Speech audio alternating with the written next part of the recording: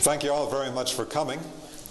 I'm Robert Gilbert with the Vesica Institute in Asheville, North Carolina, and we're very proud to be sponsoring Dr. Ibrahim Karim from Cairo, Egypt, to be with us here. This is our public talk, where Ibrahim will give a general presentation that will be dealing with both vibrational science and spiritual science topics. And then we're going to have a 4-day intensive for students that are joining us of Dr. Karim's who have come together from all over the world. We have students from 6 continents coming to be with him for the next 4 days. Before we start with Dr. Karim, he's asked me to give a general introduction to his work. So that's where we're going to start here. With our first slide, this is our friend, Dr. Ibrahim Karim. Dr. Karim, as you might know, is the developer of the field of biogeometry, or how geometric forms affect life functions. And to give you a sense of the work of Dr. Karim, it's very helpful to start with the ancient Egyptian temple science. Dr. Karim will often reference the ancient Egyptian temple science in his work.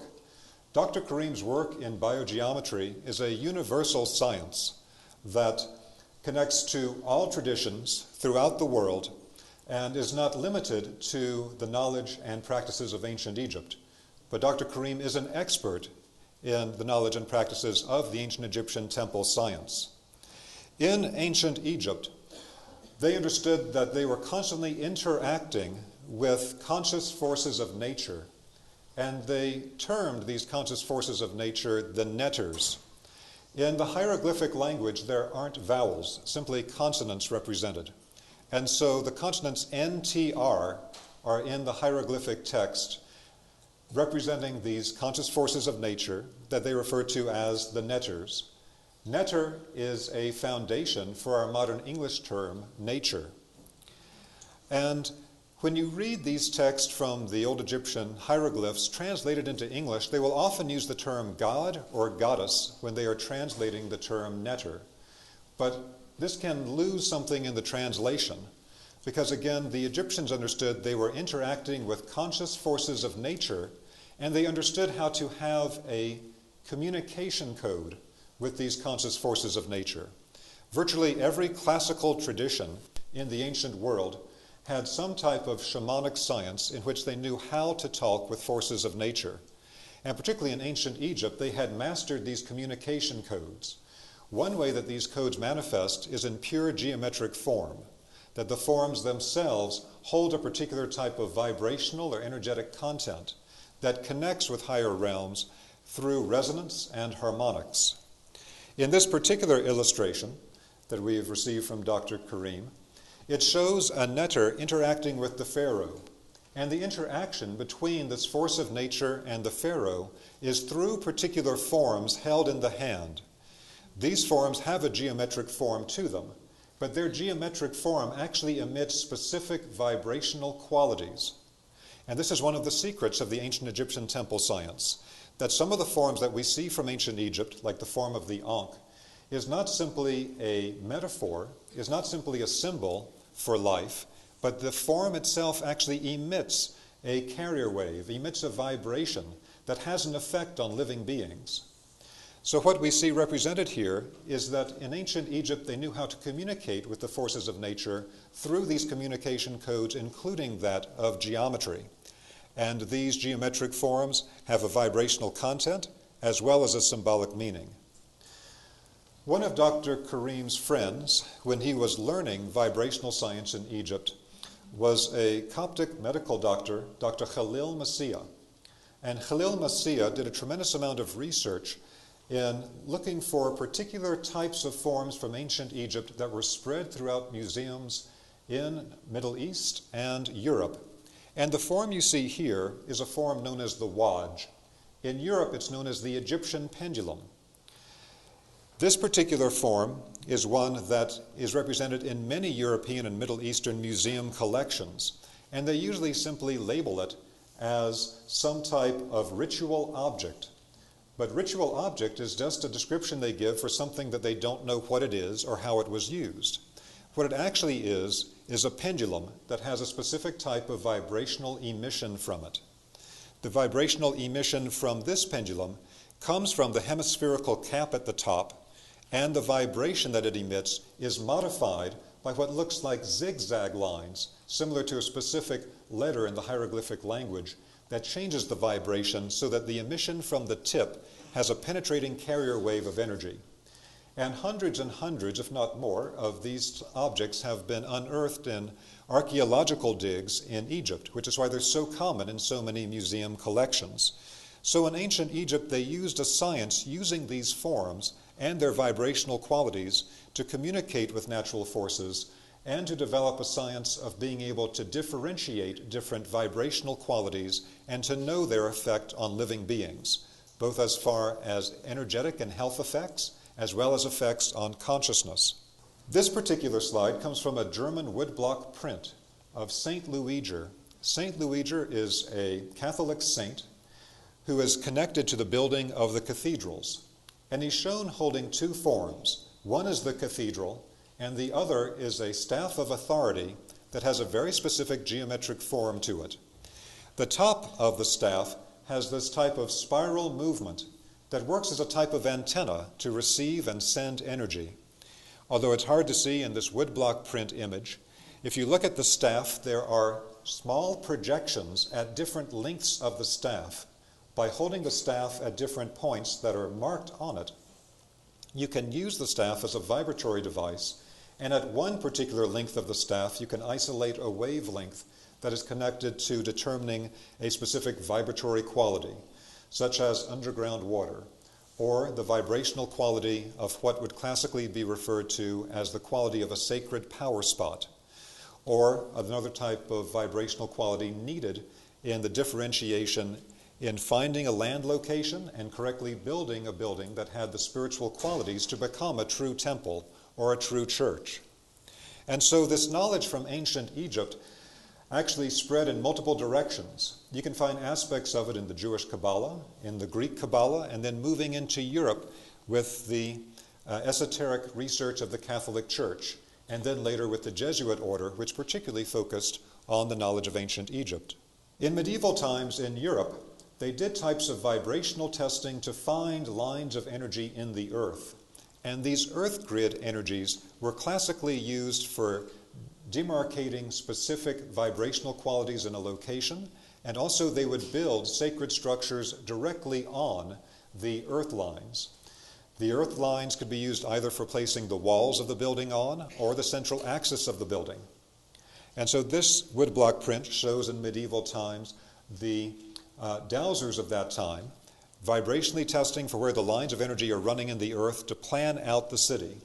In Dr. Karim's biogeometry work, a tremendous amount of detail has been developed talking about the ways that we can detect these earth energy lines and the methods used in ancient times that have now been updated into modern methods to be able to build and work with these earth energies in the classical method of either developing a single building or actually shaping the energetics of entire neighborhoods, communities, or cities. This particular slide here looks at the way that in placing any type of sacred site, which in modern times would be a church in Europe, they would find a place that multiple energy lines come together that are running a specific type of energy. Again, this is an energy often referred to as the energy of sacred power spots. And one of Dr. Karim's accomplishments, as we'll mention in just a moment, has been to actually identify the specific vibrational quality of power spots. In this particular German analysis of this particular church, you can see that there are multiple lines of energy that are crossing at a particular location. The place of the multiple crossings of lines of energy is where they will place the altar within the church. And another major large energy line will become the central axis for the church. Moving into modern times, the knowledge of how to actually test these specific vibrational qualities and to work with them is something that classically was always kept in closed circles, always part of closed initiation traditions. But multiple spiritual traditions around the world knew about it and trained their own initiates in this type of science. It began to break the surface with some of the information about the details of how this sort of work is done around the year 1900 in France. At that time, as we mentioned before, the Jesuit order within the Catholic Church had been collecting esoteric information from different parts of the world, and they were well known for collecting information, particularly from ancient Egypt. There were Jesuit priests who were trained to be missionaries, and they were sent to other countries armed with these particular vibrational methods. So around this time in France, a little over 100 years ago, there began to be books written with titles like the Radiesthesia of the Missionaries. Radiesthesia is the term used in Europe for sensitivity to or the ability to detect subtle radiations. And so the Radiesthesia of the Missionaries described the way that Jesuit priests were trained to be able to detect the vibrational qualities of the places that they were sent to.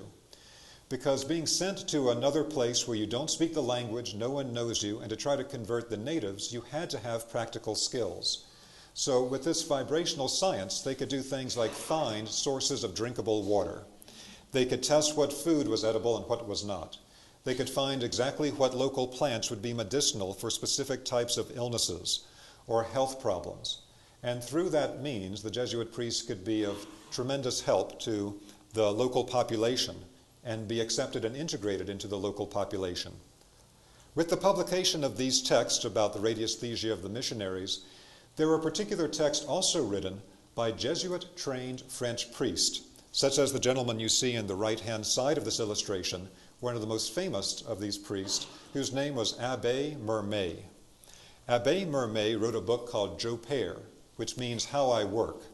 And he was very well known in Europe for being able to use vibrational methods, not only to do things like find drinkable sources of water and underground minerals, but also to be able to detect the specific vibrations from any substance, find missing people, all types of things of this nature. And so it was around this time, 1900 in France, that a series of books appeared in French that described specific techniques for doing this type of work. And again, it was primarily written by Jesuit-trained French priests such as Abbé Mermet.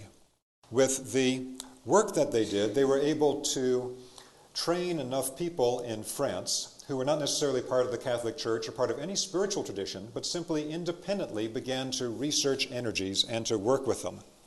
And this then allowed the rediscovery of some of the secret knowledge that had been embedded in some of the ancient sites of the world, particularly in Egypt, because the French researchers, which had gained thousands or tens of thousands of practitioners into radiesthesia by the 1930s, these researchers really focused primarily on ancient Egypt as a source for their knowledge, because they said that although many cultures understood this vibrational science, it was the ancient Egyptian temple science that had taken the work the furthest. And so with illustrations such as this, one of the people that pursued this work was a Russian named Kerner Skariatin, who wrote books under the name of Enel. And in this particular text, he looks at the specific rays of energy that are present in particular geometric forms. And particularly, he lived in Egypt, and he tested in the Great Pyramid and found a particular ray of energy that came into the Great Pyramid, not in the center of the pyramid, but at 6 degrees 15 seconds off of the center. That deflection is a particular ray of energy that was then used in the construction of the king's chamber of the Great Pyramid, because the sarcophagus in the king's chamber of the Great Pyramid is at 6 degrees 15 minutes off of center. So using this knowledge, they're able to directly detect the specific vibrational qualities that these buildings were constructed to amplify or to catch for specific applications. In 1933, something very important happened with this, at this point, free body of French research, now no longer associated with any specific spiritual tradition. And at that time, a particular researcher named André de Bellezalle, along with his co-worker Leon Chalmeret, were able to isolate a specific range of vibrational qualities that became a type of vibrational spectrum. They built on the work of earlier pioneers like Louis Turin, a radio engineer in France. But this individual that you see in these pictures, de Bellezalle, was able to finish the spectrum. So just as we have today an electromagnetic spectrum that allows us to create electromagnetic technologies, So at that time, in 1933, they completed this understanding of the range of vibrational energies that are too subtle to be picked up by electromagnetic detection equipment.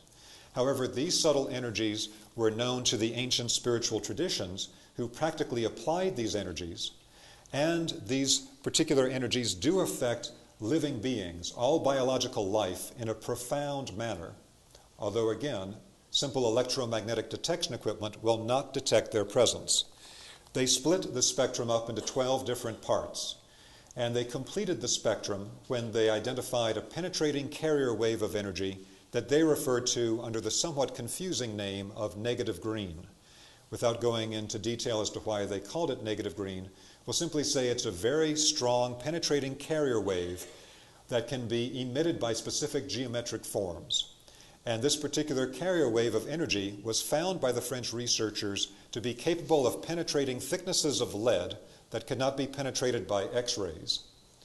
So with the research that they did, you can see de Belazal in front of an array of hemispheres pointing in a particular direction. They could actually manifest and amplify, sometimes to a dangerous extent, this particular vibration through these types of methods. You'll also see an illustration of a hemisphere and pyramid form. They found that these forms actually emit this penetrating carrier wave from their base. And so both the dome and the pyramid have specific applications for energy purposes because they are what Dr. Karim refers to as polarized geometric energy emitters. In other words, they send a wave of energy in a specific direction, and that wave of energy can be engineered for specific purposes. But the main thing to take away from this slide is that in 1933 they were able to complete this spectrum of all the vibrational energies that affect living beings that are not known to modern science, but that were known to the great classical traditions of the world. In fact, as you see in this particular chart by Kerner Skariatin, the Russian who lived in Egypt and used the French methods of vibrational research that they called radiesthesia, they were able to isolate with the 12 bands of energy that they detected in the spectrum exactly what types of vibrations came from what types of forms and were also present in what types of illness and disease microorganisms. This also meant that they could isolate the specific type of subtle vibration that could neutralize the energy coming from these disease microorganisms. And this is very precise type of knowledge. They may refer to these things in the different vibrational qualities under the names of colors, but it's not simply a color. Color is one way that these vibrations manifest in what Dr. Karim refers to as scales of quality. So the complete vibrational spectrum, creating all the possible effects on living beings, will appear in the scale of quality of color, but also in the scale of sound, also in the scale of motion and angle and shape and proportion.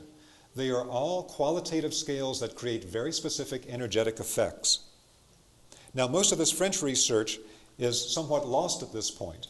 At the Vesica Institute here in Asheville, we have been working for some years to translate them into English for the first time, and we have translated over a dozen of these texts into English, and their knowledge is integrated into our biogeometry courses that we teach under the auspices of Dr. Karim. And this brings us to Dr. Karim's own work. And Dr. Karim has, over the last 40 plus years, taken the French work and taken it much, much further. He's added many aspects to it and created a complete vibrational science from it that he has now standardized in the biogeometry training and that we're now able to offer as standardized foundation and advanced trainings in the work. After people complete the foundation and advanced trainings, they can then come to courses such as the one starting tomorrow, where Dr. Karim offers more advanced information. So biogeometry is the science of energy balancing. We often refer to it as nature's own design language of shape, sound, color, motion, angle, proportion. All the way that nature creates vibrational and energetic effects are things that are studied and applied in biogeometry. It's also based on the principles of resonance, and resonance is when things of a similar vibrational quality can exchange energy and information, and the principle of harmonics, where this vibrational exchange takes place at all levels, at all planes of existence, all dimensions. Now, one of the remarkable things inside biogeometry is that it has practical methods for us to directly detect specific vibrational qualities, differentiate them one from another, and to apply them or transform them for practical purposes. Dr. Karim has also succeeded in identifying a specific vibrational quality not discovered by the French, that is the vibrational quality that balances all living energy systems. This is an energy that Dr. Karim has coined the BioGeometry 3, or the BG3, because it has three specific components, but they come as one totality. So sometimes Dr. Karim will refer to this as the one energy quality, but it's like the mystery of the Trinity, where the three is one and the one is three. But Dr. Karim's original research was able to isolate the three specific vibrations that do balance all living energy systems, the BG3. One of the most fundamental parts of biogeometry is something called the physics of quality. Dr. Karim's physics of quality is a complete conceptual foundation for a new vibrational science that is the missing part of the science that we have today in modern science and physics. Because the science we have today is purely a science of quantity, and quality is not allowed. So the physics of quality describes the way that vibrational qualities work to affect all living beings, and that this is the flip side of the quantity that is studied today. Virtually all classical traditions from the ancient world focused on quality and not on quantity. If we focus only on quantity, we throw out all the knowledge from thousands of years of research in China and India and other great cultures. But if we have a science that integrates quantity and quality together, then we can bring and incorporate all this classical knowledge that is our spiritual inheritance into a modern system, as Dr. Karim has done. Now, Dr. Karim has a very varied background. Dr. Karim's father is known in Egypt actually as the father of modern Egyptian architecture. Dr. Karim is himself an architect and received his doctorate in architecture from the prestigious ETH Institute in Zurich, Switzerland. When Dr. Karim got his doctorate in architecture, at one time he worked for the Egyptian Ministry of Architecture, and he served as the consultant to do the renovations to the Museum of Ancient Egyptian Medicine, run by Dr. Fawzi Solomon.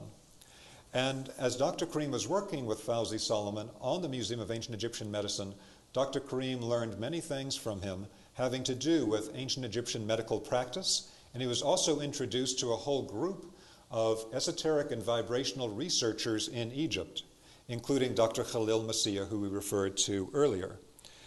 Through these contacts, Dr. Karim began to learn a lot about vibrational science and also about the French radiesthesia methods from the 1930s that we mentioned previously. Dr. Karim actually went at a later time to Paris, France, to the particular location, the Maison de la Radiesthèse, that was the collection point for all the French vibrational research. And when he arrived there, in a sense, he was recognized by the woman that ran the place, although he had never contacted them previously. And she said, "You're the person who's supposed to take this work forward." And she took him down to the basement and gave him this treasure trove of original research notes, equipments, out-of-print books from all these researchers in trunks to take back to Cairo. And she made a very good choice, because Dr. Karim has used this and has made it the foundation that he's built the greater advancements of biogeometry on. Now, Dr. Karim is the sort of person that, although he is a Muslim living in Cairo, Egypt, he finds himself accepted by many different spiritual groups and organizations across the world because he is a person of a truly hermetic nature. He is a person that has a type of universal spirituality that is not confined to any one tradition. And so one sign of this is that in Egypt is one of the oldest, if not the oldest, in the world of Christian communities, which is the Coptic Christian Church of Egypt. And Dr. Karim was actually invited to be a member of their esoteric study circle. And he was the only Muslim ever invited to join them in this Coptic Christian study circle for their deepest esoteric mysteries. And so, again, Dr. Karim has been initiated into a great deal of knowledge from many different traditions around the world. Now, Dr. Karim was also a founding member of a group called the Imhotep Scientific Society, which was an organization begun in the early 1970s by Yahya Khosik in Saudi Arabia as an organization to collect esoteric knowledge from around the Middle East and bring together researchers from around the Middle East to share their knowledge together. And so Dr. Karim has been involved with this research and sharing activity now for 40 years. So Dr. Karim is an expert in the specific methods used in ancient Egypt for creating specific vibrational effects. So for example, if you go to Giza Plateau, you will find that the three major pyramids at Giza are not flat-faced pyramids. The three major pyramids have a ½ degree indentation straight down the center of all four faces of the pyramids. This is known to Egyptologists, but they don't understand the purpose for it. The purpose for it is that it changes dramatically the vibrational quality of the energy inside the pyramid. In ancient Egypt, they understood about finding the sacred power spot to build the pyramid on in the first place, and then how to modify the shape of the pyramid to change its energetics for the desired purpose. So the modifications to the shape of the pyramid are quite intentional and create a profound vibrational shift within the location. In our biogeometry trainings, at level 2 of the foundation training, we actually have people build and test model pyramids themselves so they can see the vibrational change that takes place. Now, one thing that you find with these types of esoteric mysteries and also within the training in biogeometry is that the deeper you go into it, one veil after another comes off the knowledge. And you learned about it at one particular level, but as you go deeper, you find there's a whole nother level that gets revealed. And so in addition to the way that the pyramid form is a polarized geometric energy emitter that creates a penetrating carrier wave of energy, as we mentioned before, and the way that these forms have been altered in a specific way to be able to change the vibrations inside of them with the indentations on the faces, as we mentioned before, there's also a hidden part of the system that Dr. Karim discovered where particular geometric forms will resonate with different planes of nature. Now, we know that the human being contains more than a physical aspect. Along with our physical aspect, as understood by every classical tradition on the planet, we have a body of life energy that the Greeks called ether, and the Chinese called qi, and the Japanese call ki, and that the Indians call prana. In addition to this body of life energy, we have what's often referred to as the astral or emotional body. We have a body of mental activity, and we have higher spiritual bodies as well. There's a hidden communication code of the type known and used in ancient Egypt where specific geometric forms are like antennas that connect with and resonate with different planes of nature. So that the form that you see on this particular slide is a type of pendulum developed by Dr. Karim that brings together a variety of these shapes that connect to the different planes. The shape that connects to what's often referred to as the astral plane, that is actually the source of the human emotional body, is the form of a hemisphere or a pyramid. So that these geometric forms have multiple aspects to them, and so one of those is that it connects to a very specific aspect of the subtle worlds. Normally when Dr. Karim comes to Asheville to speak, we have him focus on vibrational science, and he'll do some of that tonight. But we've also asked him to speak tonight about some of the deeper spiritual mysteries and spiritual ramifications of this type of work. And that's why I want to give you a little foundation in this by talking about how these geometric forms also connect to these levels of spiritual reality and the different planes. When the Egyptians chose the form of the pyramid, they knew they were connecting to a particular plane of nature, and by changing the geometry through the indentation of the faces, they changed the resonance from the general astral plane to the higher astral for the spiritual activities that would take place within the structure.